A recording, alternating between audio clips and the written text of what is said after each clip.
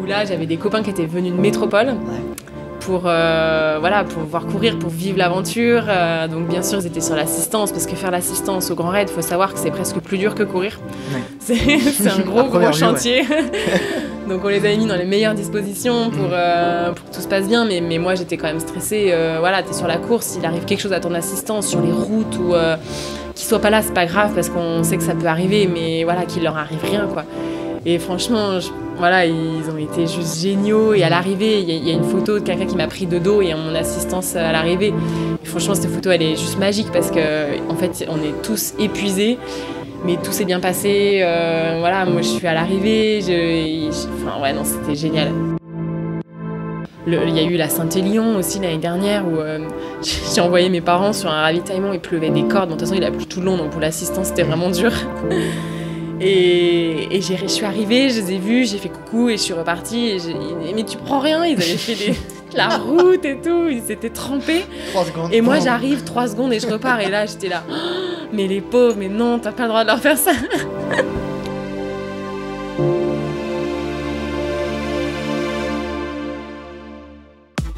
Salut à toutes et à tous, et bienvenue aux amis trailers, runners ou encore non sportifs.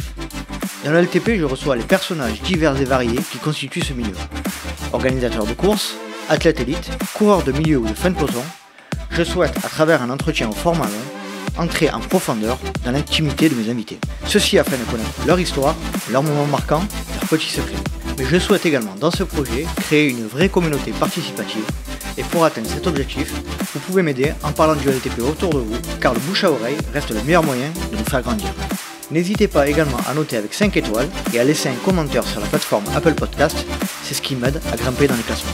Mais je ne vais pas m'attarder plus longtemps sur ces considérations et passons à la présentation de l'invité du jour. Aujourd'hui, j'ai le plaisir de recevoir une athlète de trail et d'ultra trail de tout juste 28 ans, originaire de Saint-Denis-sur-Coise, dans le département de la Loire. Elle est une athlète élite Salomon et porte avec fraîcheur et un grand sourire les valeurs du trail. Malgré sa jeune carrière, elle a déjà de très belles lignes à son palmarès, car elle a remporté notamment le Trail de la Mascarene en 2016, le Trail du Bourbon en 2017, mais elle a également été victorieuse sur la Saint-Élion de 2019. Plus récemment, elle termine première sur le 42 km du Ventoux et première de l'UTCAM en 2020, dans lequel elle termine 4e au classement général. D'ailleurs, je tenais à la remercier de m'avoir accordé cette interview après l'avoir abordée le lendemain de son arrivée à l'UTCAM. Je ne vais pas vous faire patienter plus longtemps et je laisse place à ma conversation avec Camille Ourias. Salut Camille. Salut. Alors, comment vas-tu déjà dans un premier temps? Très bien. Alors tu m'as rejoint, je fais un petit peu de pub parce qu'on a été reçus comme des rois au bar La Rotonde à Aix-en-Provence. Ils nous ont mis dans une petite salle, on est au top. Je sais pas ce que tu en penses. Exactement, on est super bien accueillis, grande surprise, merci Nico. Merci La Rotonde, je fais un petit peu de pub les concernant. Donc on va commencer déjà, est-ce que tu peux te présenter en quelques mots pour nos auditeurs qui ne te connaissent pas? Eh bien, j'ai 28 ans, je suis masseur kinésithérapeute depuis 2013. Et je cours à mes heures perdues en trail running, membre de la team Salomon. Et puis voilà, plutôt sur des distances un peu plus longues, on va dire, entre 80 et 160 km. D'accord, tu vas nous parler de tout ça plus en détail après. Moi, ce que j'aime bien faire dans le podcast, et apparemment tu as déjà écouté certains épisodes, donc ça me fait plaisir. Donc pour recontextualiser la manière dont je t'ai abordé, c'était à la fin de l'UTCAM, donc l'Ultra Trail Côte d'Azur Mercantour, que tu as fini première et 4e au scratch, donc félicitations pour ça. Merci. Énorme performance. Et donc le lendemain de ton arrivée, je t'ai abordé dans la rue et puis tu m'as répondu très gentiment que c'était avec volontiers que tu pouvais te joindre à nous. Donc je te remercie encore une nouvelle fois. Mais de rien, c'est avec grand plaisir. Donc ce que je disais, c'est pour commencer le podcast et l'entretien, j'aime bien que mes invités parlent de leur parcours depuis leur enfance. Est-ce que tu peux nous en parler un petit peu? Alors moi, je suis née dans le petit village de Saint-Denis-sur-Coise, dans les monts du Lyonnais, entre Saint-Étienne et Lyon, sur le parcours de la Saint-Élion. Sur le parcours même? Non, à 10 km, D'accord. On va dire, mais ouais, ça passe vraiment pas loin. Et voilà, j'ai fait un peu plus de 10 ans de basket. Ouais. Voilà, un niveau cadet de France, donc ça occupait bien mes semaines. 3 entraînements, et les week-ends, les copains, et l'arbitrage et le coaching. C'était assez intense. Ça a été ton premier sport? C'était mon premier sport, ouais. D'accord. Et après, j'ai commencé les études de médecine pour faire kiné. Et là, c'était plus possible de tout faire. Donc, tu as fait du basket. J'ai mis un peu de côté le basket et je me suis mis à courir. Je courais déjà un petit peu pour les prépas, voilà, estivales. Ouais. Et là, en médecine, c'était un peu mon défouloir. Ouais. Et voilà, sortie de médecine, je me suis inscrite au club d'athlé, mais j'ai continué aussi le basket pendant 1 an. D'accord. Et plus les soirées kiné et les études. Et là, c'était vraiment compliqué. D'accord. Donc, j'ai abandonné le basket et je me suis consacrée à l'athlétisme pendant, depuis mes 18 ans, on va dire. Sur un peu toutes les distances, surtout du demi-fond, 3000 mètres, 3000 mètres steeple. D'accord. Les crosses l'hiver. Après, j'ai basculé un petit peu sur route, 10 km. L'année dernière, j'ai encore fait 2 semi-marathons. D'accord. Pour les Jeux des îles à La Réunion. Et donc, il fallait que j'en fasse un pour me qualifier. Donc voilà, je viens de l'athlétisme. Et puis, voilà, après, j'ai travaillé un petit peu partout en France. Et puis, on a décidé de partir à La Réunion en 2016 avec mon copain. Et là, je m'étais inscrite sur la petite course du Grand Raid, la Mascareigne. Un peu en jouant aux cartes, quoi, au hasard. Au hasard. Voilà, et je dis bon, quand même, je vais me préparer un peu, donc j'étais prête, mais j'étais pas... voilà, c'était inespéré, donc du coup, je gagne la course, en fait, arrivée là-bas. D'accord. Donc voilà, c'est comme ça que je me suis mis au trail. Là-bas, En gagnant la Mascareigne. Disons que les courses là-bas sur piste et sur route il y en a beaucoup moins, la densité est beaucoup moindre et tout le monde fait du trail. D'accord. Donc du coup, voilà, on a commencé à s'inscrire à 1 ou 2 courses et puis comme j'avais gagné la Mascareigne, j'ai été tout de suite repérée dans le team Salomon Réunion. Voilà, on s'est fait plein de copains autour de ça et... D'accord. Et voilà. Je vais revenir un petit peu en arrière, donc j'aimerais parler de ton environnement familial, des frères, des sœurs, comment tu étais plus jeune. Ouais, j'ai une petite sœur et un grand frère. Ouais. Voilà, on était 3, toujours un petit peu en vadrouille à droite à gauche, les vacances en camping-car avec les 5 vélos. Voilà, mon papa était agriculteur, donc on a toujours vécu à la campagne. Et puis moi, j'allais m'entraîner au basket en vélo, j'avais 10 km, aller-retour. Voilà, donc on était. Donc tu t'es fait un bon foncier dès le début, quoi. Bah ouais, on va dire que pour aller voir les copains, de toute façon, j'avais pas le choix. Donc c'était soit à pied, soit en vélo, bon, soit des fois maman elle nous emmenait, mais bon, c'était pas tout le temps. En règle générale, c'était en vélo. Voilà. Et donc un environnement donc à la ferme, quoi, avec papa et maman. Ouais. Et assez isolé, ouais. Et comment tu étais épanouie dans cette période-là? Comment ça se passait? Tu aimais la vie à la campagne? Ouais. Bon, on voulait toujours aller voir les copains, mais non, c'est génial. Et puis là, on y revient vraiment. Je pense qu'il y a les années où on veut être à la ville, et puis là, on est vraiment. Ça y est, on vient de s'installer, on est vraiment en campagne. Vous êtes retourné à la campagne, au même endroit ou... Non, autour de la région d'Annecy, mais ouais, bien isolé dans un petit village de 300 habitants. Retour aux sources. Retour aux sources un peu, au niveau de cadre de vie en tout cas, ouais. C'est clair. Il y a un truc qui m'intéresse, moi, c'est le moment où tu as basculé et au moment où tu as décidé de faire kinésithérapeute et faire la fac de médecine. Est-ce que tu peux me parler un petit peu de cette période-là? Eh ben, en fait, j'ai toujours voulu faire kiné, quasiment. Donc, tu sais d'où ça vient, ça? Non. Non, vraiment, je sais pas d'où ça vient. Je pense un peu dans le côté médical, paramédical. Médecine, je pense que c'était trop long parce qu'en fait, j'ai fait la première année de médecine parce qu'à Saint-Étienne, il fallait faire la première année de médecine. Il y a des écoles qui étaient sur concours, mais voilà, je voulais faire à Saint-Étienne, donc première année de médecine qui est quand même très dure.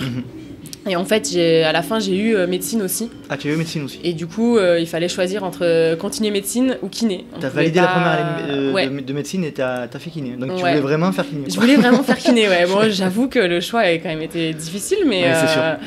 Mais du coup, je suis restée sur ma première idée. Et voilà, et tout le monde m'a dit ça. Ah non, mais reste sur ta première idée, et je regrette pas du tout.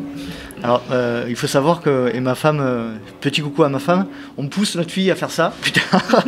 Parce que moi, si c'était à refaire, c'est un truc que j'aurais fait, je pense. Je pense que c'est un beau métier.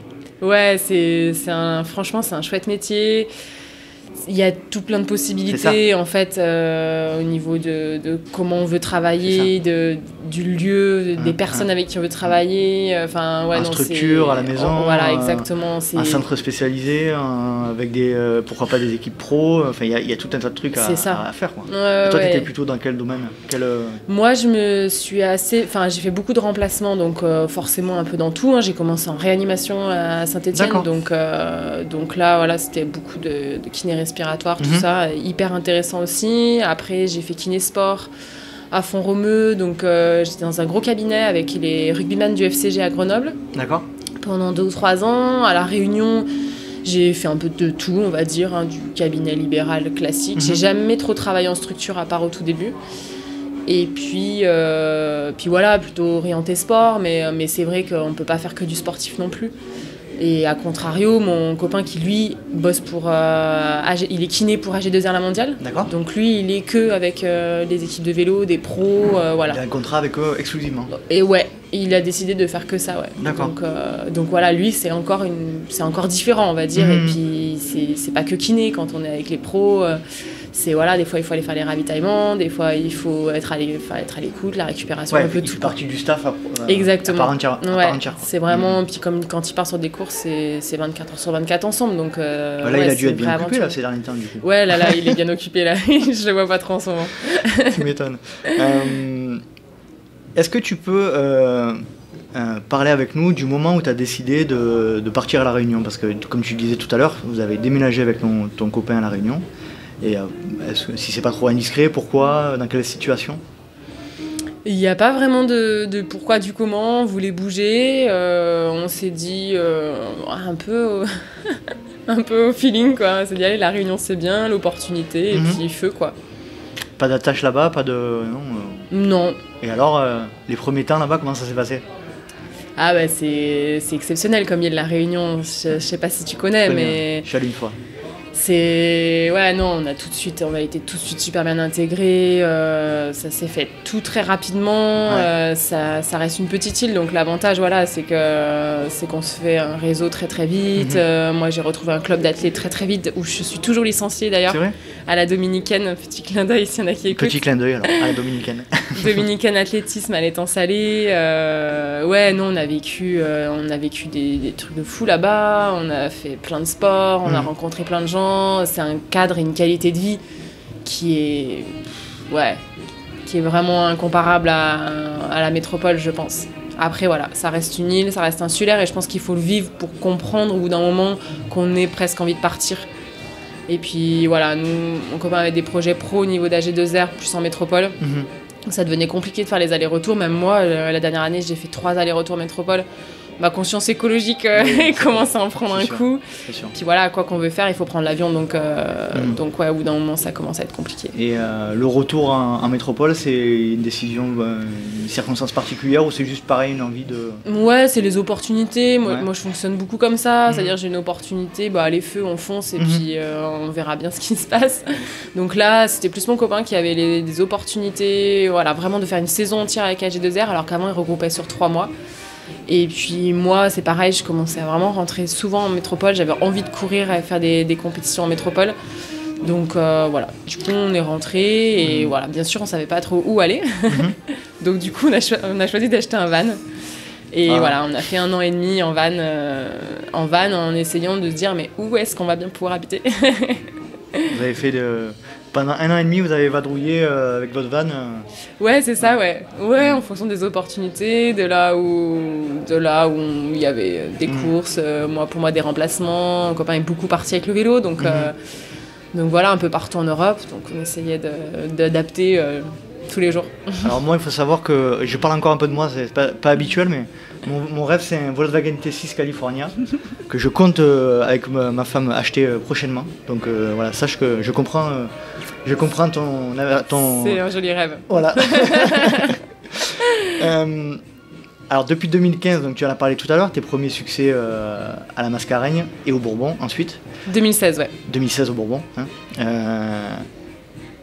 Donc tu as été repéré par notamment Salomon Réunion. Qu'as-tu été obligé de changer dans ta vie, dans tes habitudes de vie pour continuer à performer? par rapport à avant? Tu as changé quelque chose ou pas Non, j'ai rien changé du tout. Rien du tout. Jusqu'à aujourd'hui, non, je peux pas dire que j'ai changé. Je me suis entraînée progressivement un peu plus, je pense, mais ça a été fait en fait naturellement. Voilà, on s'est inscrit au club et puis tout le monde faisait du trail et puis pour découvrir en fait une île, comme on venait d'arriver, il y a rien de mieux que d'aller se balader à pied, surtout à La Réunion, parce que se balader en vélo, c'est un peu, on tourne un peu en rond pour le coup. Alors qu'à pied, pour découvrir l'île, c'est parfait. Donc je pense qu'en fait, inconsciemment, je me suis un peu plus entraînée. Mais en fait, c'est fait très naturellement. Et voilà, et je continuais. Je pense que sur la piste d'athlée, je m'entraînais autant qu'avant. Donc non, j'ai rien changé, non. Comment tu vois quelle est ta vision du travail, enfin, entre guillemets, du travail à l'entraînement? Tu as toujours travaillé, tu as toujours été une bosseuse? Non, je dirais pas ça, Non. du travail. Moi, ça a toujours été du plaisir. Plaisir avant J'ai tout. toujours envie d'aller m'entraîner. C'est très très rare quand j'ai pas envie. Même s'il pleut, même s'il fait froid. Ouais, non, c'est vraiment pour moi une manière de me défouler. Et puis c'est tellement un sport d'accès facile que voilà, une paire de baskets toujours dans le sac. Donc non, je parlerai pas de travail, je parlerai plutôt d'aller s'amuser, quoi. Alors, dans ton passif, on voit que tu t'essaies régulièrement. Tu as fait beaucoup de parcours, des différents formats, différentes courses, bitume, tu en as parlé. Qu'est-ce que tu penses du nouvel élan là, qui est en train de se présenter dans le trail, qui est de dire l'ultra et le très long, c'est plus réellement le Graal? J'ai l'impression qu'il y a beaucoup plus de diversité aujourd'hui qu'il y en avait il y a 10 ans, ou il y a ne serait-ce que 5 ans. Qu'est-ce que tu en penses? Je pense qu'en fait, il y a de plus en plus de courses, tout d'abord. Donc forcément, il y a de plus en plus de distance. Il y a vraiment le format marathon. Voilà, typiquement les Golden Trail Series qui se sont vraiment développés et du coup qui ont donné une accessibilité et une image vraiment sur ce format-là. En plus, beaucoup plus médiatique que l'ultra. C'est quand même plus facile de médiatiser un 40 bandes qu'un 160. C'est clair. Donc je pense que c'est très bien qu'il y a tous les formats et que l'ultra c'est pas une fin en soi et surtout c'est pas pour tout le monde. Je pense que voilà, tout le monde a peut-être se dit après je ferai du plus long. Je pense qu'il y en a, ils peuvent très bien continuer et encore mieux s'amuser sur des formats un peu plus courts. Moi je suis d'accord, hein, comme tu le disais, notamment avec le Golden Trail Series ou les Skyrunning, on voit que les formats plus courts, hein, on la cote aujourd'hui. Ouais, ils ont la cote, ouais. Ils ont la cote, et surtout que c'est des formats. Enfin, moi, je suis pas performante sur ce genre de format. C'est pour ça que j'aime bien tout essayer, parce qu'en fait, tout le monde dit mais t'as énormément progressé. Ouais, j'ai progressé sur un format qui me correspond, je pense plus. Voilà, 80, 100, 160 c'est encore un peu long pour l'instant, je manque d'expérience, mais parce que j'ai tout testé avant en fait. J'ai fait du 3000 mètres, du 10 km, des formats courts. Pour moi le format marathon, voilà, c'est hyper dur, mais par contre c'est génial, quoi. Il y a des rebondissements tout le temps. Là dernièrement on a fait Dubaï, il y avait une bataille chez les filles, on est 4 en 3 minutes à l'arrivée. Ça c'est génial, quoi. Enfin, quand on aime la compétition, c'est ça qu'on va chercher. Moi je t'ai vu sur le Ventoux aussi cette année. Il y avait une belle bataille aussi, non? Peut-être un peu moins. Mais... Un peu moins de bataille sur le Ventoux, voilà, surtout que le Ventoux c'est une course de reprise, donc tout le monde c'est pas trop. Remarque, Dubaï c'était reprise aussi parce qu'on savait pas trop. Mais ouais, moi c'est des formats que j'adore. Après voilà, je sais que c'est pas des formats où j'excellerai là-dedans, et puis je m'éclate aussi sur du très long, je vais chercher d'autres choses. Toi, ton format préférentiel aujourd'hui, c'est entre 80 et 100, quoi. Ouais, j'aime bien tout, et disons qu'en plus des 100 km, voilà, on peut pas en faire 15 dans l'année. Donc quand on en a planifié 2 comme objectif, c'est déjà beaucoup. Il faut, voilà, si on veut durer dans le temps, je pense que c'est déjà beaucoup. Et voilà, donc entre j'aime bien me caler des petits formats un peu plus courts, mais qui sont déjà longs pour certains, qui sont du coup de préparation, et s'il y a un bon niveau, on se prend au jeu en fait. Donc du coup c'est bien, ça relance, ça remet du rythme, et j'adore ça, ouais. Qu'est-ce que t'a apporté l'athlétisme et le fait que en fait, progressivement, au long de ta jeune carrière, mais ta carrière quand même, tu as augmenté les distances? Qu'est-ce que ça t'apporte, ça, on va dire de la progressivité dans tes performances? T'as senti une progressivité qui t'a aidé à... Ouais, je pense que l'athlétisme, c'est une bonne base concernant, de toute façon, tout le travail de foulée, de vitesse. J'ai pas gardé grand-chose, mais voilà. Et ouais, pour apprendre à courir, en fait, parce que la course à pied, c'est un sport que tout le monde peut pratiquer comme ça. Mais en fait, moi, on me donne une raquette de tennis, je sais pas faire. Et un coureur, en fait, il faut aussi apprendre à courir pour éviter de trop se blesser. Et il faut être très progressif. Et en fait, moi, je pense que de partir... Tout le monde a dit, ah oui, mais t'as fait la diagonale des fous en 3 ans, tu commençais de courir. Non, en fait, ça faisait quand même 7-8 ans que j'étais sur la piste, que j'ai appris à courir. Je courais déjà toute petite. Ton corps était habitué. Voilà, exactement. En fait, le corps s'adapte très bien. Il faut juste lui laisser le temps. Et pas trop en faire non plus. Exactement. Donc voilà, il faut bien regarder le passé de tout le monde n'est pas le même, en fait. Et voilà, et je pense qu'il faut être patient. Et ouais, non, l'athlétisme, c'est une très très bonne école pour les enfants. Non, ça me manque pas, non. Ça me manque pas parce que je trouve d'autres choses, mais voilà, l'année dernière encore, je me suis remis un peu sur la piste pour faire le semi-marathon, et ouais, ça peut m'amuser, ouais. Bon, faut pas que ça dure trop longtemps, mais...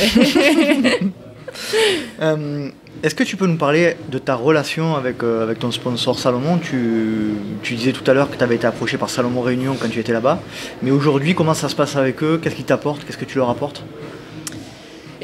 Salomon, ouais, du coup, ça a débuté à La Réunion, on va dire, parce que c'est quand même une grande famille. Donc du coup, en fait, j'ai toujours continué à être équipée, en tout cas par eux.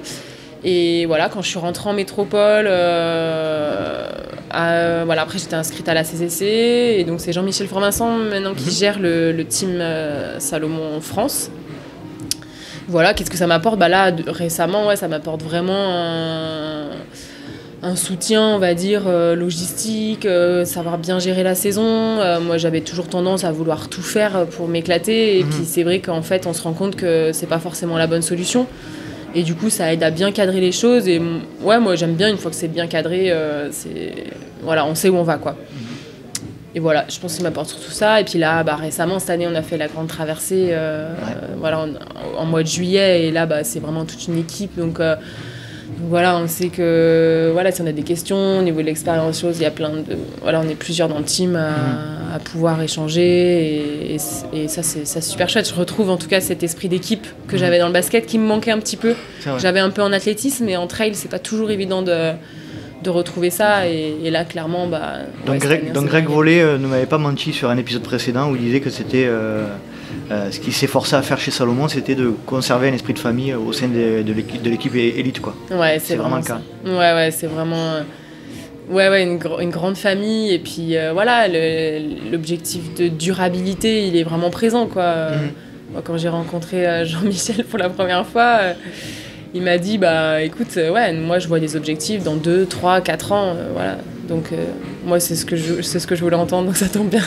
Pas trop de pression, donc ça c'est bien. Pas de pression, et puis voilà, pouvoir courir assez longtemps, parce que c'est vrai que chez les femmes dans le long, c'est un sujet qui fait débat, parce qu'il y en a beaucoup qui font 2 ans à très haut niveau. Mais après ça devient plus compliqué. Donc après, moi c'est des questions que je me posais vraiment, quoi. Dans l'ultra aussi tu t'aperçois qu'il y a des féminines qui durent vraiment longtemps aussi, quoi. Il y en a aussi qui durent longtemps, ouais.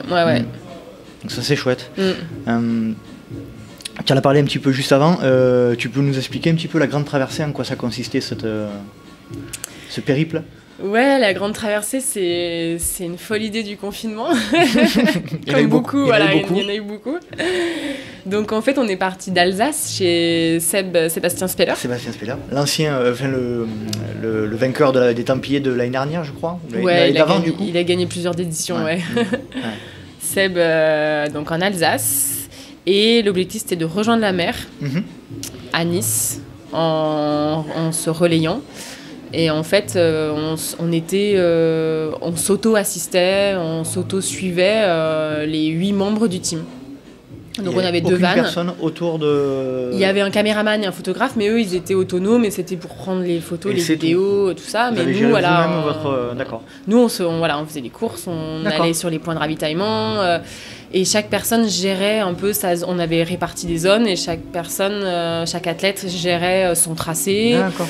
Voilà, faisait un petit briefing la veille au soir pour dire je passe par là, vous pouvez venir me voir ici, pour m'apporter s'il y avait besoin. Voilà, donc c'était vraiment, on passait des 2 côtés, quoi, en tant que l'athlète où là on était un peu le roi de la journée.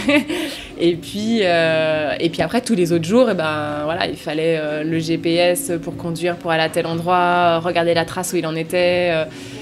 Et donc côté assistance, qu'on vit en fait très peu quand on est sur des courses où souvent on fait pas forcément l'assistance. Moi j'ai fait 1 ou 2 fois, mais... Et donc voilà, c'était vraiment très chouette de passer des 2 côtés. Ouais. Ça a duré combien de temps 1 semaine. 1 semaine. Et jour et nuit? Non, on s'arrêtait un peu dormir la nuit. Après, les étapes étaient très longues, donc les nuits étaient très courtes. Et il n'y avait pas que de la course à pied, si je dis pas de bêtises. Non, on a fait des sections vélo. Pas tout le monde, mais ouais. Il y a eu un peu en Alsace, Thibaut un peu avant d'arriver sur Annecy. Non, pour monter dans le Jura. Voilà. Ouais. Et qu'est-ce que tu en as retiré de cette expérience d'1 semaine alors? Eh ben une belle aventure humaine et beaucoup de partage. Ouais. Vraiment, c'est le mot qui ressort. Au niveau cohésion, en fait, t'as pas mieux. Tu mets 8 personnes ensemble, H24, avec beaucoup de sport, beaucoup de fatigue. Et puis, il faut tout faire. Et ben, ça soude vraiment une équipe. Ouais. Donc, il y avait qui? Il y avait François Daen. C'était chouette. Il y avait François. Thibaut Barognan. Michel Lannes. Exactement. Théo Détienne. Théo, voilà. Julien Michelon et Nathan Jovet. Nathan Jovet, ouais. Sébastien Speller. Ouais. Et toi? Et moi. Cool. Donc c'est un beau projet, c'est original, c'est sympa. J'aimerais parler un petit peu de ton entourage. Quel rôle il joue pour toi aujourd'hui dans ta pratique du trail running? Mon entourage familial. Peu importe, amical, familial, c'est toi qui vois. Ce que tu veux vexer le moins en premier, tu en parles. Non, mon entourage, en fait, je suis super bien entourée. C'est super important pour moi. Vraiment, autant familial que les amis, ils sont toujours là sur les courses. Ou s'ils sont pas là, à écrire un petit message. Et voilà, et moi, pour référence, je prends la Diagonale des Fous que j'ai fait en 2018. Ouais, j'ai un peu du mal avec les dates, mais je crois que c'est ça. Où là, j'avais des copains qui étaient venus de métropole. Ouais. Pour voir courir, pour vivre l'aventure. Donc bien sûr, ils étaient sur l'assistance, parce que faire l'assistance au Grand Raid, il faut savoir que c'est presque plus dur que courir. Ouais. C'est un gros chantier. Ouais. Donc on les avait mis dans les meilleures dispositions pour que tout se passe bien. Mais moi, j'étais quand même stressée. T'es sur la course, il arrive quelque chose à ton assistance sur les routes ou qu'il soit pas là, c'est pas grave, parce qu'on sait que ça peut arriver, mais voilà, qu'il leur arrive rien, quoi. Et franchement, ils ont été juste géniaux. Et à l'arrivée, il y a une photo de quelqu'un qui m'a pris de dos et mon assistance à l'arrivée. Et franchement, cette photo, elle est juste magique parce qu'en fait, on est tous épuisés. Mais tout s'est bien passé. Moi, je suis à l'arrivée. C'était génial. Et ça, c'est super important pour moi. En fait, un ultra, pour moi, on peut pas... Enfin, tout seul, on peut le finir, mais alors vraiment... c'est pas la même chose. Waouh, quoi. Ouais, c'est pas du tout la même chose. C'est pas la même chose. C'est presque plus important ce que tu partages avec tes proches que l'épreuve en elle-même, quoi, finalement. Exactement. Et puis voilà, moi, toujours cet esprit d'équipe que j'ai eu quand même au basket, que je tiens quand même à conserver, de sport co, voilà. Et là, ça prend tout son intérêt, quoi. Comme je dis souvent, le trail, c'est le sport individuel le plus collectif. C'est vrai. Je pense. Après, c'est une formule tout trouvée, mais c'est vraiment ce que je pense. Ce que tu dis, ça me fait penser à l'UTCAM, où j'ai accompagné un ami à moi sur le 80. Et donc, à 3h du matin, j'étais en train de l'attendre au ravito de Utel, il me semblait. Ouais. Et donc, je t'ai vu passer avec tous les premiers du 70 et du 130. C'était un chouette moment. Et bonne ambiance à Utel. Ouais. Et de la musique et tout, c'était chouette. C'est clair. Ouais, j'aimerais pas être à la place des gens qui habitent à Utel, là. C'est parce que jusqu'à... de 23h à 6h du matin, il y a la musique comme en boîte de nuit dans le petit village. Ces jours-là, ouais. C'est compliqué. Ouais, non, mais pour en revenir à l'assistance, c'est vrai que moi non plus, j'avais pas fait réellement d'assistance avant cette UTK, mais je me suis régalé, quoi. J'ai assisté mon pote, c'était un vrai moment de partage, on s'est retrouvés à la fin, c'était chouette. Ouais, c'est un joli moment. Moi, mes amis, même ma famille, ils sont toujours trop contents de venir me voir. Et voilà, et moi, ça me rend trop heureuse de les voir comme ça. Parce que c'est vrai qu'on se dit, mais attends, il y a eu la Saint-Élion aussi l'année dernière où j'ai envoyé mes parents sur un ravitaillement, il pleuvait des cordes. Bon, de toute façon, il a plu tout le long, donc pour l'assistance, c'était vraiment dur. Et je suis arrivée, je les ai vus, j'ai fait coucou et je suis repartie. Mais tu prends rien, ils avaient fait la route et tout, ils étaient trempés. 3 secondes. Et moi j'arrive 3 secondes et je repars. Et là j'étais là, oh, mais les pauvres, mais non, t'as pas le droit de leur faire ça. Ouais, mais ils avaient qu'à pas élever une fille qui est élite aussi. Ouais, mais bon là quand même. Je crois qu'ils s'en souviendront. J'ai lu que tu pratiquais le yoga. Est-ce que tu peux nous parler de cette pratique-là, te concernant? Ouais, j'ai découvert le yoga à La Réunion. Et en fait, à La Réunion, j'avais quand même des petits problèmes de tendinite d'Achille. Je pense que ça m'a beaucoup aidé à régler ça, on va dire, au niveau équilibre musculaire, étirement, posture, plein de choses. Et apprendre à se poser. Je pense que c'est quelque chose que j'avais un peu du mal à faire. Et que maintenant, je trouve un bon équilibre. Voilà. C'est un bon moyen de récupération, de respiration, d'étirement. Tous les jours? Ouais, maintenant, c'est vrai que c'est un rituel tous les matins. Ouais, j'ai vraiment une habitude. Bon, il peut y avoir des exceptions, bien sûr. mais ouais, c'est vraiment dans mon rituel matinal. Et ouais, je pense que c'est un bon équilibre pour... c'est un super complément, je pense. Pour se recentrer, ouais. Moi j'en fais pas parce que j'ai du mal à me lancer dans des pratiques à long terme comme ça, à part la course, à part le trail. Bon. Mais c'est vrai que je pense que c'est chouette pour l'équilibre et pour la conscience de son corps. Exactement. Ouais. Ça, c'est hyper important. Ouais, pour vraiment plein de choses. La conscience du corps, le travail de la posture, le travail de l'équilibre, de la respiration, beaucoup. Et voilà, apprendre à se connaître. Moi, je voyais ça, et comme beaucoup, je pense, comme une activité très cool, très zen. Moi, au début, je me disais, mais jamais je vais tenir un cours, c'est pas possible, c'est pas pour moi, c'est trop mou, voilà. Et en fait, pas du tout. On apprend justement je pense que à se poser. Certaines séances, tu finis, tu transpires un peu. Ouais. Et puis alors, ceux qui sont raides, ils finissent avec des courbatures. Vraiment, c'est impressionnant. Après, il y a différents types de yoga, il y a différentes manières de pratiquer. Tu pratiques laquelle, toi? Moi, je fais beaucoup de vinyasa, on va dire. Mais après, je peux aussi aller faire du yin les jours où je suis fatiguée. Faut vraiment écouter son corps. C'est-à-dire que, il y a des jours où je peux zapper un footing et me faire 1 heure de yoga parce que je pense que ça sera mieux que d'aller faire un footing. Ouais, je pense qu'il faut vraiment s'écouter, mais ce sont des yogas plus doux, les fins de gros week-ends, des choses comme ça. Ça permet d'adapter.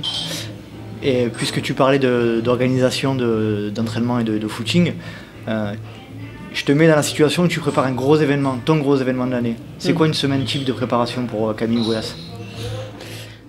Juste avant ou On va dire... 3 semaines avant. Non, on va dire 3 semaines avant. 3 semaines avant, ouais, donc on est encore dans une semaine type, c'est là je te coupe, mais là où t'envoies du pâté, quoi. Ouais, ok. C'est pas moi qui gère, là, depuis mais c'est toi qui les fais, quand même. Oui, c'est moi qui les fais. C'est pas toi qui gère. Exactement. C'est 2 jours off de repos complet. Donc c'est mes 2 grosses journées de boulot, souvent, 8h, 20h. D'accord. Et après, j'ai un footing en général. Les grosses semaines, c'est 2 séances, je pense. Une sortie longue. Il peut y avoir une sortie vélo. Après, moi, je vais souvent au boulot en vélo. Donc je l'intègre parce que j'ai quand même 40 bornes et 500 de dénive. Donc je l'intègre aussi à l'entraînement en fonction des jours où je vais au boulot en vélo. Et voilà, 2 séances, c'est à peu près ça. Et des séances spécifiques, tu fais des séances spécifiques dans tes phases? Ouais, si c'est des... Oui, par exemple, par exemple pour Dubaï, là, il fallait remettre de la vitesse, c'est des entraînements spécifiques à la course, ouais. Alors, moi, il y a une question que je me pose systématiquement, c'est quand, pour les élites, vous basez sur vos acquis tout au long de ces années et vous ajustez en fait en fonction des objectifs que vous avez pour travailler telle ou telle caractéristique. Par exemple la vitesse, ou plus il y a de D+, et plus tu vas travailler le power hiking. C'est comme ça que vous fonctionnez? Dans la saison, oui, vraiment. Après, je pense que l'hiver, on peut travailler sur ses points faibles. Je pense qu'il y a des moments, alors je suis pas c'est pas moi qui programme l'année, mais j'imagine que c'est hyper réfléchi et tout, et ça je fais entièrement confiance parce que c'est pas mon domaine, et puis je pense que ça il faut vraiment faire confiance, c'est hyper agréable d'avoir quelqu'un qui programme tout, mais non, je pense qu'il peut y avoir des périodes où on va travailler justement sur ces points faibles qui sont pas forcément en relation avec une course, et après il y a vraiment à l'approche de la course des séances clés typées course. En fonction du profil de la course, en fonction de l'athlète aussi, je pense, j'imagine, mais je pense, surtout typé course. Ouais. Et en pourcentage, tu fais, on va dire, 80% de course à pied et 20% de vélo, à peu près, c'est ça? Ouais. À peu près. Ah, je suis bon. T'es bon. C'est quoi tes faiblesses justement que tu essaies de travailler le plus possible? Oula, il y en a beaucoup. Ouais, tu m'en sors une ou deux. Pour moi, les séances les plus dures, c'est de la VMA. Ouais. J'en fais pas énorme, surtout si vraiment j'ai un sans borne, mais là, cette année, j'en fais quand même pas mal. C'est de la VMA, ouais. Et après, moi, là où j'aimerais progresser, c'est en descente. C'est vrai? Ouais. Mais j'ai l'impression que tout le monde dit qu'il est pas bon en descente. C'est fou. Tu fais des séances spécifiques forcément pour travailler ça? Non, pas spécialement. Je pense que c'est beaucoup de lecture de terrain, puis les séances spécifiques descente, c'est très traumatisant. Donc je pense qu'on peut pas en faire 50 dans l'année. Donc c'est voilà. C'est avec l'expérience. Expérience, il faut être patient, je pense. Donc c'est peut-être pour ça que tout le monde se sent parce qu'on n'est pas assez patient. Ouais, après effectivement, travailler exclusivement que sur cet aspect-là, ça peut avoir des conséquences même, chute ou donc c'est. Voilà, chute et puis c'est que de l'excentrique, donc c'est très très traumatisant, tout simplement. Et ouais, après, est-ce que c'est voilà, je pense qu'on n'est pas tous. Il y en a qui adorent descendre. Voilà, moi je sais que par exemple une descente en VTT, je suis nulle quoi, j'ai peur, donc voilà, je pense que ça joue énormément. L'appréhension. Ouais, l'appréhension joue énormément. Je pense que voilà, quelqu'un qui va venir peut-être d'un sport avec un peu plus d'adrénaline et qui ose foncer, ça va être différent. Ouais. Alors, j'ai souhaité faire un moment particulier dans mon projet là, qui est tout récent. C'est ton moment extraordinaire. Alors, le jeu de mots est ce qu'il est, hein. Mais je l'assume. Magnifique. Mais je l'assume. Donc pour moi c'est une situation ou un moment que tu oublieras jamais et qui sort de l'ordinaire. Est-ce que tu as quelque chose de ce type? Ben, je crois que je te l'ai déjà raconté, ouais. La réunion. C'est-à-dire que ça sort d'ordinaire dans le sens où normalement voilà, c'est celui qui est sur la ligne d'arrivée, qui est fier et tout.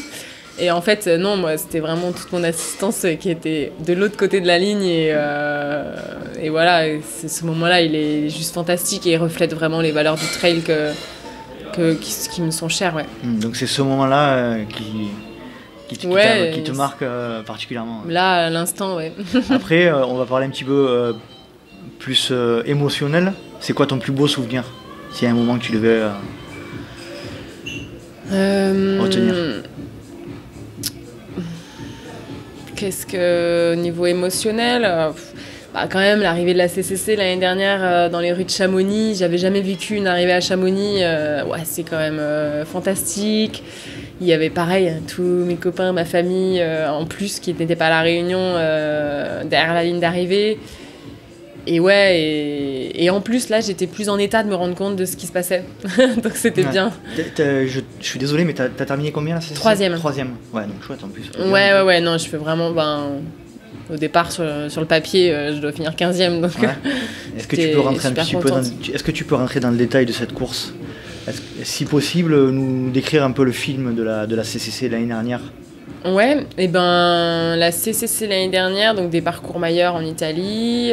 En fait, ce qui était génial, c'est que je connaissais le parcours. J'avais eu la chance de faire une reco avec Salomon, lors du Salomon Women Camp. Oui. Donc avec des filles comme Mimi, comme Emily, comme Beth Pascal. Et ouais, c'était super. On a fait ça en 4 jours. Ouais, un bon condensé d'entraînement et de partage. Et du coup, voilà, donc je connaissais bien la course. J'utilisais pour la première fois des bâtons. Donc c'était un nouveau jouet, donc c'était cool. Première fois des bâtons? Bah ouais, la première fois? parce qu'à la Réunion, t'as pas le droit? T'as pas le droit. Et du coup, là, je rentrais, ça faisait 6 mois que j'étais en métropole, donc je m'étais un peu entraînée, mais j'étais retournée à la Réunion en juillet. Enfin, ouais, non, vraiment, c'était une découverte. Et voilà, et du coup je pars hyper prudemment. Excuse-moi, mais t'avais déjà couru une course de l'UTMB ou pas du tout? Non, non, première à Chamonix, vraiment. Ouais, donc ça doit être un moment spécial alors. Ouais, c'est vrai que c'est spécial, ouais. C'est spécial, mais à la fois c'est génial. Enfin, là on est sur le départ, il fait beau, c'est fantastique. Et voilà, et donc je pars prudemment. tout se passe bien. Ouais, des hauts et des bas un peu avant d'arriver la longue descente là après le col Ferret, je crois, voilà, avant d'arriver à Champais là, c'est quand même un peu long la remontée sur Champais. Et là, je recroise Émilie, que j'avais toujours en ligne de mire. Et en fait, la faisait d'ailleurs cette année-là. Qui la faisait cette année-là, ouais. Elle revenait d'avoir donné voilà, une sensation. Exactement. Bon, du coup, elle finit pas, mais et c'est drôle parce qu'au stage, c'était à cet endroit-là aussi où je l'avais récupérée. D'accord. Donc, on discute un peu, et puis bon, je la retrouve à Champais. Et là, en fait, pour la petite anecdote, à Champais, il y avait mon entraîneur, Christophe Malardet, que j'avais eu qu'au téléphone, que j'avais pas vraiment vu, j'avais vu au bord du sentier, mais voilà. Et là, qui me fout une rousse monumentale en disant « Allez là, c'est maintenant que ça commence !» Donc voilà, s'il m'entend, il va bien rigoler parce que ça a bien marché en fait. Et ça t'a mis un coup de jus. C'était à ce moment-là que j'avais besoin. Voilà, et c'était cette personne-là. Et t'étais positionnée combien à ce moment-là ? À ce moment-là, j'étais 6e, il me semble. Ouais. Donc il t'a mis un coup de jus. Il m'a mis un coup de jus et ouais, je pense au bon moment, au bon endroit et la bonne personne parce que je pense que ça a été mon copain. Je lui aurais dit mais pour qui tu te prends ? Et là, j'avais cette petite voix, je le voyais pas, mais qui me hurlait dessus. Et j'ai dit, bon, et là, maintenant, Cam, c'est ici que ça commence. Bon, dans ma tête, c'était ça, mais il fallait l'élément déclencheur. Ouais. Et là, je remonte petit à petit, voilà, devant. Et pour arriver 3e à Chamonix, voilà, je suis pas si loin de la 2e que ça. Mais ouais, pour moi, je fais vraiment une belle course. Et voilà, une course aboutie jusqu'au bout. Et ouais. Et l'arrivée à Chamonix, elle est exceptionnelle. Franchement, je m'attendais pas à ça. Il y a du monde de partout. Tu t'y attendais pas ? Non, mais non, parce que moi, j'avais un souvenir d'arriver, par exemple, à la Diagonale des Fous en pleine nuit où il y a personne. Mais ouais, une arrivée de nuit, il y a personne. Et là, il y a un monde fou. Ouais, c'était pas 1h du mat, mais ouais, non, c'est assez impressionnant. Ouais. Un gros moment, un beau moment alors. Ouais. Et on va changer, on va passer de l'autre côté. Ton pire souvenir, s'il y en avait un à sélectionner. Ouais, il y en a pas, franchement, il n'y en a pas d'énormes. Voilà, si j'ai un peu moins bien vécu une course, c'est la Maxi Race que je suis revenue faire de la Réunion en 2017. Ouais. Et ouais, là, pas bien du début à la fin. Voilà, mais bon, tout est relatif. Hein. Je finis la course, je finis 2e derrière Katy Scheid.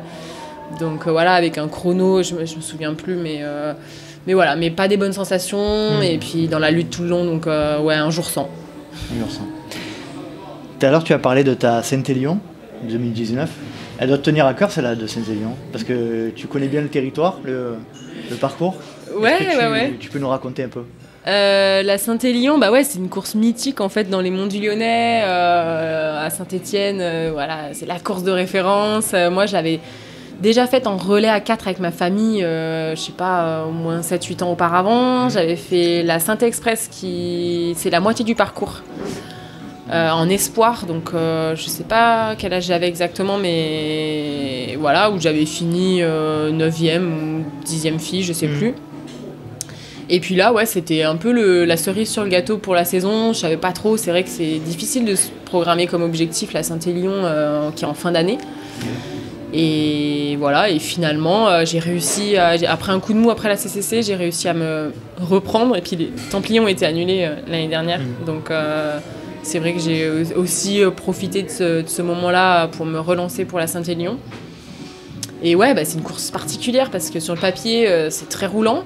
Mais en fait, les conditions, la nuit, les conditions météo, alors là, on s'est pris la pluie, mais vraiment, juste la première demi-heure où il n'a pas plu, quoi. C'était exigeant, quoi.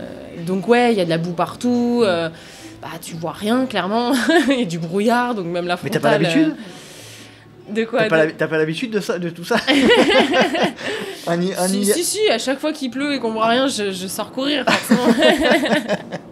En ayant grandi là-bas, tu n'es pas habitué alors. Non, franchement, le parcours de jour, s'il fait beau, il est joli. Là, c'était moins joli par contre. Là, franchement, je préférais courir encore une fois, hein, parce que ce jour-là, être au bord du sentier, c'était juste horrible, quoi. Et voilà, et du coup, je prends assez vite la tête de la course. Voilà, et puis je reste un peu dans l'idée, toute la course, bah, plus vite tu iras, plus vite tu finiras en fait, parce que franchement les conditions étaient tellement horribles. Ah oui, d'accord. Ah ouais. J'ai dit allez, là je m'arrêtais même pas à me changer. Ah oui. Je me revois arriver à Sainte-Catherine. Mon copain il me dit Là, tout le monde s'est changé, Cam, t'es sûr que ça va et tout? Je dis, ah ouais, moi là, ça y est, je commence à être bien parce qu'il me faut toujours un petit moment de... Ça l'avait marqué parce qu'il disait, ok, bon, Cam, là, elle est dans sa course. Franchement, j'ai bu un truc et je suis repartie et je disais, non, mais là, je veux arriver le plus vite possible à Lyon. Franchement, t'as vu les conditions? Voilà, j'ai essayé de pas trop traîner. Donc t'as gagné la Saint-Élion en 2019 parce que t'étais pressé d'arriver à Lyon parce qu'il faisait pas beau. Bah ouais, il faisait pas beau, c'est pas de ma faute. Bon, donc voilà, merci. De ton point de vue, si tu devais choisir une qualité qui te permet de performer par rapport aux autres, ce serait laquelle? Une seule. Faut en sortir une. Oh, je sais pas. Tu sais pas? Non, par rapport aux autres. On passe à la question. Non, je déconne. C'est vrai, je suis pas le choix. Franchement, pour moi, c'est dur, hein, ouais, je suis pas meilleure que les autres, vraiment. Ça dépend le jour J. Une qualité que toi, tu estimes avoir en toute sincérité, en toute transparence. Allez, une qualité que tu... T'es... Trop dur. Non, je sais pas. Bon, c'est pas grave. Ouais, non, c'est trop dur cette trop question-là. Dur. Elle est trop dure cette question. C'est bon, on a quelqu'un d'autre qui te répondre à ma place. Et j'allais te poser la question, quelle unique qualité souhaiterais-tu améliorer? Mais je pense que tu en as parlé un peu, c'est la technique en descente, c'est ça? Ouais, par exemple. Ouais. C'est ça? Par exemple, ça veut dire qu'il y a autre chose? Bah oui, je peux toujours courir du coup, plus vite. Courir plus vite, être plus à l'aise dans les cailloux, dans le technique, je suis nulle. Voilà, il y a toujours à progresser et heureusement, je pense. Quelle est ta vision dans les mois à venir là, de tes compétitions? Alors c'est un peu compliqué comme question parce que... Ouais, bah, cette année c'est particulier. C'est particulier et surtout que là, je viens d'apprendre l'annulation des Templiers, oui, où j'avais décidé de me relancer. Coucou à Gilles Bertrand et à toute son équipe qui, je pense, a fait le maximum pour pouvoir la maintenir. Ouais, c'est sûr que ouais, non, c'est sûr que c'est pas de leur faute. Et courage parce que voilà, deuxième édition d'annulation du Grand Trail, ça va pas, ouais, c'est forcément pas facile. Donc on pense fort à eux. Et je sais pas, là je suis du coup qualifiée pour le Golden Trail Series qui a fait un format particulier, année particulière, format particulier, même pour moi du coup. Je me retrouve à faire une saison de marathon quoi. Aucun rapport avec ce que tu avais prévu du coup. Bah ouais, mais bon, moi je prends, c'est cool, on s'amuse toujours. C'est clair. Donc aux Açores qui se déroulent... au Portugal, hein, c'est ça? Voilà, une île au Portugal, ouais, début novembre. Donc voilà, sur un format particulier que j'aime bien, c'est 4 jours de course, entre 30 et 40 bornes avec pas mal de dénivelé. Et voilà, j'avais eu l'occasion lors de l'UT4M en 2017 aussi, je pense, de faire 4 jours, 4 courses. Et j'avais vraiment adoré ça parce que c'est vrai qu'autant sur un format, je suis à l'ouest complet, je me réveille, il est déjà trop tard. Mais là, sur 4 jours, peut-être que les 2 derniers jours, je peux essayer de me sortir une petite épingle du jeu. Donc voilà, et puis c'est hyper motivant voilà, d'être 4 jours. C'est pareil, c'est une aventure humaine qui est incroyable. Là, sur l'UT4M, on reprend le départ avec à chaque fois les mêmes personnes et voilà, on court plus ou moins avec les mêmes personnes au fur et à mesure des jours. Donc j'avais fait des super rencontres et voilà. Et là, j'espère que ça va être pareil, si ça a lieu, bien sûr. C'est organisé par Salomon et le plateau va être relevé là, du coup. Ouais, ça va être monstrueux là. Il va y avoir un plateau de malade. Tout le monde qui va avoir les dents qui vont rayer le plancher là. Bah ouais, c'est clair. Comme chaque course cette année, j'ai déjà l'impression. Ouais. Mais du coup, c'est bien parce que voilà, je pense que ça reconcentre un peu les athlètes sur des courses et il y en a moins. Et ouais, c'est chouette aussi d'aller à la bataille. Enfin, moi j'aime bien, surtout chez les filles, des fois c'est pas toujours évident. Déjà, on est peu nombreuses. En plus de se retrouver sur les mêmes courses, on n'a pas toujours les mêmes calendriers. Donc ouais, c'est chouette. Et puis alors là, j'ai vraiment bataillé avec des filles qui sont des stars de la discipline. Donc tu es une Maud Baptiste, une Elisa Desco. Voilà, j'ai pas encore regardé Startlist, je garde ça pour la veille. Je pense que ça va être coton. Ah oui, ça va être. Mais bon, une chouette expérience, je pense. Ouais, j'imagine. Et tu prépares ça d'une manière particulière, le fait que ce soit en étape, différemment de ce que tu te prépares d'habitude? Bah je sais pas. Non, je pense que voilà, là il va falloir que je retravaille la vitesse de toute façon, donc je pense pas que ça change grand chose le fait que ce soit en étape. Ça sera plutôt même à mon avantage, vu que j'ai plutôt des formats longs. Donc, Et il y aura beaucoup de dénivelé sur ces courses-là, j'ai pas regardé. Hein. Je t'avoue que j'ai pas trop regardé non plus, mais oui, je crois qu'il y a quand même un ratio, important. assez important. Ouais. Comment tu vois l'avenir de la pratique et de la discipline dans les années à venir ? Déjà, est-ce que tu aimes l'évolution du trail aujourd'hui ? Est-ce que tu aimes ce qu'il est en train de devenir ? Bah ouais, c'est le plus beau des sports, donc... On est d'accord, hein. On est d'accord, à 100%. Donc ouais, bah, je sais pas trop comment ça va évoluer. Je pense qu'il va y avoir une grosse évolution sur le format marathon, encore mieux. Et puis que chacun va essayer un petit peu, on va dire, de se spécialiser dans chacun de ces distances. Mais j'espère tout en sortant un peu de leur zone de confort de temps en temps, comme j'essaye de le faire. Et voilà, et puis je pense de toute façon c'est un sport qui a son tout début, donc ça va que évoluer. Il y a l'ITRA qui est déjà en place depuis un petit moment, qui essaye de cadrer un peu tout ça. Il y a des choses ça bouge énormément tout le temps. Ça bouge énormément, c'est clair, on le voit. De toute façon, je crois que si je dis pas de bêtises, c'est en augmentation de 10% tous les ans. Le nombre de pratiquants, donc c'est vrai que c'est monstrueux, et qu'on le veuille ou non, moi de mon point de vue, je peux peut-être me tromper, c'est pas un effet de mode et ça va devenir un sport peut-être pas équivalent au cyclisme sur route, mais pas loin. Moi je le vois comme ça. Je sais pas ce que t'en penses. Ouais, c'est possible. Si t'as eu un entretien avec Greg Vollet, lui qui vient du vélo, il m'en a parlé beaucoup. Il se base beaucoup là-dessus, donc ouais, tu as peut-être raison. Ouais. Je pense que c'est vraiment pas un effet de mode. Je pense que c'est si tu as des événements comme l'UTMB ou tu as des événements comme le Golden Trail qui en plus rendent ça beau. Ouais. Par exemple, tu parlais tout à l'heure de la CCC, mais la CCC 2019 en termes d'image, c'est exceptionnel.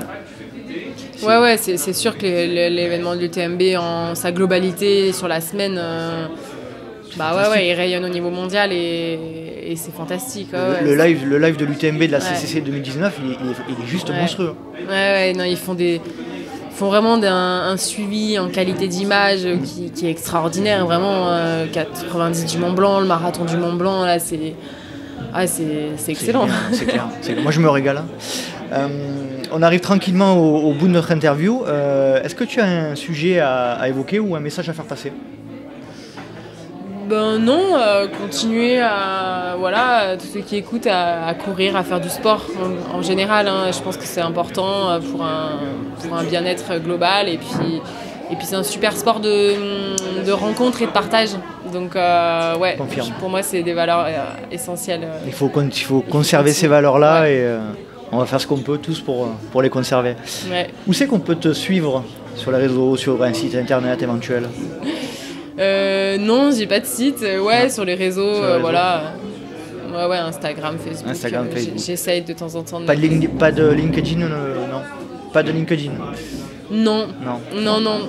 Ok, très bien. Très, Pas Twitter non plus. Non. Allez, voilà. Donc Facebook, Instagram, Camille Ouest. Et puis n'hésitez pas si vous avez des questions. Super. On va passer donc à la dernière partie de l'interview, c'est les questions rapides. Alors je vais te poser des questions, tu me réponds sans argument avec des réponses courtes. Ok. Plat favori après la course ? Pizza. Boisson favorite après la course ? Bière. Alors tu es plutôt gel, bar, les deux ou aucun des deux ? Bar. Tu es plutôt fait maison ou industriel ? Fait maison. Tu préfères courir en France ou à l'étranger ? Et dans l'étranger, il y a Réunion. À l'étranger. Alors que c'est pas réellement l'étranger, mais tu préfères la France ? Je répète. Tu préfères la métropole ou la Réunion ? La métropole. La métropole, quand même. Tu préfères le Racine ou le Verglas ? Racine. Tu préfères courir de nuit ou de jour ? De nuit. De nuit ? Ouais. Il y en a beaucoup qui me disent de nuit quand même. C'est impressionnant. Tu préfères l'hiver ou l'été ? Le chaud ou le froid, entre guillemets ? L'hiver. L'hiver, tu préfères l'hiver ? Moi aussi. Alors, tu es plutôt podcast, musique ou rien du tout ? Musique. Un titre à sélectionner au hasard là comme ça qui te vient? Celle-là je l'avais pas prévu. C'est trop la honte mais c'est pas grave. Faut assumer. Moi j'adore écouter Zao. Zao, ça me parle. Zao, non mais non, allez. Si, ça me parle. Mais si. T'écouteras, tu verras. J'écouterai, je mettrai le lien dans les notes. Tu préfères courir seul ou accompagné? Accompagné. Alors là, dernière question. 42 km avec beaucoup de dénive, bon, ou 100 km roulant? 100 km roulant. Forcément. T'avais déjà répondu. Bon, ben Camille, je te remercie énormément pour ce moment. On a bien discuté. Tu nous as bien fait part de tous tes souvenirs et tout. C'est chouette. Ben, merci à toi de faire vivre cette communauté. Voilà, c'est chouette. C'est aussi ce qui fait le partage dans ce sport que je parlais tout à l'heure. Donc un grand merci à toi. Ben, merci beaucoup. Et si j'avais su qu'un an après la création du podcast, j'allais interviewer Camille Ourias, ben, je l'aurais pas cru. Donc merci énormément. Je sais que t'es un peu timide et que t'aimes pas quand on dit des trucs comme ça, mais bon, je le dis quand même. Donc je te remercie énormément et puis je te souhaite une bonne soirée. Ah oui, j'ai oublié de préciser, ce soir on est à Aix donc pour la diffusion de Le Trail fait son cinéma au cinéma Le Renoir. Donc tu peux un petit peu en parler? Ouais, bah du coup c'est un festival là, qui va retransmettre notre film justement de la grande traversée qu'on a fait début juillet. Donc voilà, je vous invite à aller voir. Il sera encore en festival jusqu'à fin novembre, début décembre à Lyon.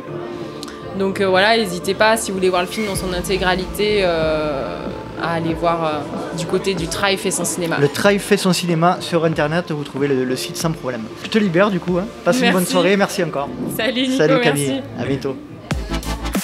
Et voilà, cet épisode est à présent terminé. J'espère que vous avez apprécié mon échange avec l'invité du jour. N'hésitez pas à rejoindre le LTP sur les réseaux sociaux à Let's Try Podcast.